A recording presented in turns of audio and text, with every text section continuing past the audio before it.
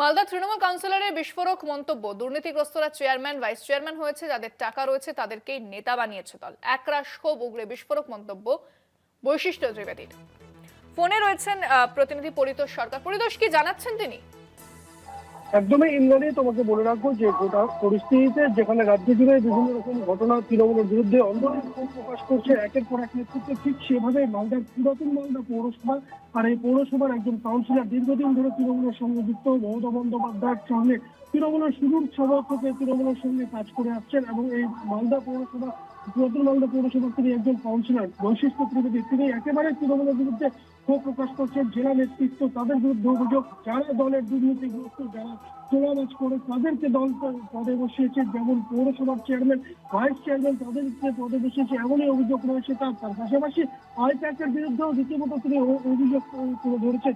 তিনি বলছেন দুদিনের ছোট ছোট ছেলেমেয়েরা এসে দীর্ঘদিন ধরে যারা রাজনীতির ময়দানে কাজ করে এসছে তাদেরকে বিভিন্ন নির্দেশিকা দিচ্ছে, তাদেরকে বিভিন্ন জায়গায় কাজ করতে বলছে। যারা বরকত সাহেবের সাথে কাজ করেছে তাদেরকে বলা হচ্ছে এই জায়গায় যাবেন না, এই জায়গায় যাবেন। এভাবে রাজনৈতিক নেতাদের এইভাবে অঙ্গুলিহীনভাবে কাজ করা যায় না, যার ফলস্বরূপ এমন পরিস্থিতি তিনি তার বক্তব্যে স্পষ্ট করেছেন। দলের যে ভরাডুবি, দলের যে এমন পরিস্থিতি হবে মালদা জেলা জুড়ে ফল খারাপ হবে, রাজ্যে ফল খারাপ হবে, এমনটা আশঙ্কা তারা আগে করেছিলেন এবং সেই আশঙ্কার কথা বলার জন্য জায়গা চাইছিলেন, কিন্তু কোথাও জায়গা পাননি। মমতা বন্দ্যোপাধ্যায়ের কাছে গিয়ে সে কথা বলতে পারেননি, দলের সর্বোচ্চ নেতৃত্বদের কাছে সে কথা বলে উঠতে পারেনি, জেলা নেতৃত্ব সেই সুযোগ করে দেয়নি, যার ফলস্বরূপ দলের এই ভরাডুবি।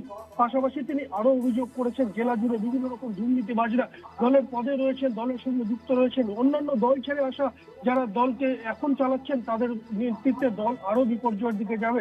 মানুষের সাথে মিশতে দেওয়া হচ্ছিল না এবং বিভিন্ন রকম নির্দেশ টাঙিয়ে দেওয়া হচ্ছিল দলের উপরে, এমনটা তার অভিযোগ। পাশাপাশি তিনি এই অভিযোগকে কেন্দ্র করে তিনি এও বলেছেন এই সমস্ত কথা যদি দলের সর্বোচ্চ নেতৃত্বের কাছে বলার সুযোগ আগামী দিনেও যদি না থাকে তাহলে আগামী দিন তৃণমূল দলটাই থাকবে না। মালদা জেলা ফল খারাপ হওয়ার পাশাপাশি অন্যান্য জেলাতেও ফল খারাপ হয়েছে।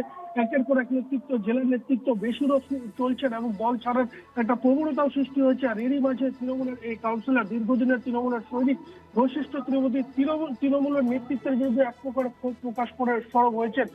ইন্দ্রাণী, ধন্যবাদ পরিতোষ।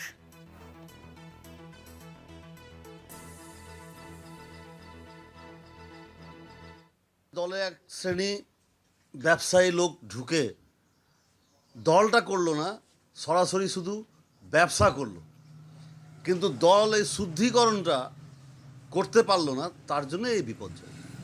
প্রথমত তো দিদি দলটাকে তৈরি করে নিয়ে এসেছিল, উনার তো বদনাম করা যায় না। উনি প্রচুর কাজ করেছেন, মানুষের পার্শ্বে দাঁড়িয়েছেন, কিন্তু শেষমেশ উনি অভিষেকের উপরে ভরসা করে হাতের লাগামটা ছেড়ে দিলেন বলে আজকে দলের এই অবস্থা।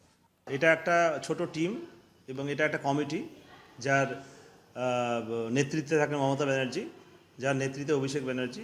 এর কাজ হচ্ছে কি করে মানে কাটমানি কালেকশন করা যায়। তো এর সব জায়গায় লুটপাট করেছে বাংলা জুড়ে, যেটা সব জায়গায় বলেছি আমরা। তো এই দল তো এখন চলে গেছে না, আর কোনো দিন আসবে না। তৃণমূল কংগ্রেস শেষ হয়ে গেছে, চলে গেছে। আর এক একজন নেতা, এক একজন, কেউ চেয়ারম্যান, কেউ এক্স চেয়ারম্যান, কেউ নেতৃত্ব, কাউন্সিলর, তারা একের পর এক রকম বিস্ফোরক তারা কথা বলছেন, বাস্তব কথা বলছেন যেটা। এখন তো আর কিছু নাই তৃণমূল তো থাকবেই না। এইসব করে তারা নিজেকে তুলে ধরার চেষ্টা করছে।